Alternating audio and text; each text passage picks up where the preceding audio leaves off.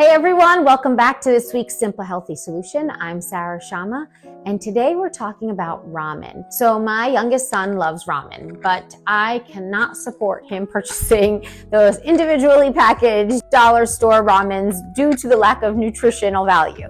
So what have I found in place of them is this ramen packet, which is millet and brown rice ramen noodles made by Lotus Foods. I find this at Costco. And in the packet, they look like this right before you cook them, which is very similar to our traditional ramen that we've all grown up eating.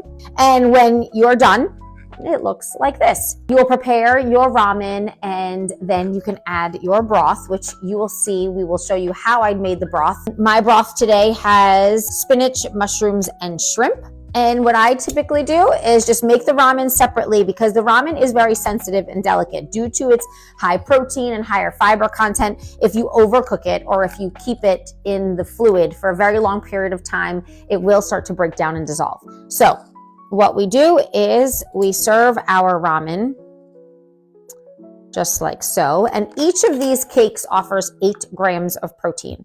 And I believe it's 4 grams of fiber. And then a nice scoop of your broth and vegetables. Now, of course, you can make your broth however way you want. And then what I'm going to do is just top it with some fresh green onion. And I also like to use this because it adds a little bit more of that umami flavor that really brings all of that ramen together. So I'll just sprinkle this on top. And now you have the perfect ramen dish made from your Lotus Foods brown rice and millet ramen, better than your traditional ramen that you buy in the store, and our homemade broth. All right, I'm going to show you how I made my broth. So I'm going to add 1 tablespoon of sesame oil to my pot. And I'm just going to keep the temperature on low. I'm going to add 5 cloves of pressed garlic.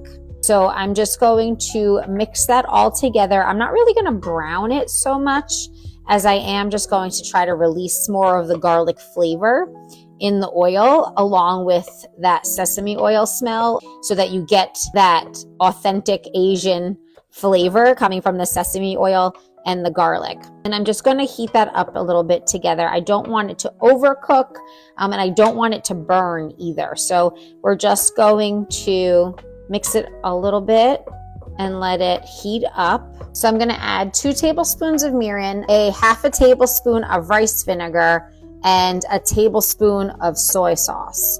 So this is going to give me that really authentic flavoring that we love so much for ramen. And I'm just going to let that cook for a little bit just to kind of burn off some of the alcohol from the mirin. And then I'm going to add my chicken broth. So I let that cook for about a minute and a half, and you can see it's kind of like sizzling a little bit, but not too much. And now I'm going to add my chicken bone broth. You know, I love using my bone broth because of that extra protein. So I'm just going to add that to my seasonings. Now I'm letting my broth come to a boil. And while it's doing that, I'm going to drop in my sliced mushrooms. Now you can add whatever veggies you have. I am doing mushrooms and spinach today because that's what I have on hand. But you could also do bok choy or carrots, cilantro, whatever veggies and herbs you like in your ramen you can add. You could add eggs if you wanted. So there's a lot of different ways to make ramen. Today, of course, we're just doing shrimp and mushrooms and spinach, keeping it pretty simple, but it's covering all of our food groups, which is really good. And remember, spinach really wilts down, so I'm just going to add it all and let it all cook together. And all I need is about 5 minutes for that shrimp to cook in the broth. So I'm just going to increase the temperature and stir that all together. And our shrimp is ready. It is now cooked to temperature. It has that pretty pink color. And we are ready to combine our broth and our ramen. The key to this ramen is following the instructions exactly as they tell you. You want to add the ramen to boiling water, and after 3 minutes, start separating it gently with a fork. I like to use these tongs so that I find it makes it a lot easier. And I literally just start separating them. Depending on what texture you like will determine how much longer you want to boil them for. I just keep separating and keep kind of feeling them around until I find the desired texture. One of the things that's really important that you'll see when we're done is that you want to run them also under cold water so they stop cooking and they don't overcook. One of the things about this ramen is that if you do overcook it or like leave it in fluid or liquid for a very long time, it does start to fall apart. You don't want that to happen. So just pay attention to the consistency you're looking for and make sure to run it under cold water in order to stop the cooking process. And now once you have plated and prepared your ramen, it is ready to go. So let's give it a try.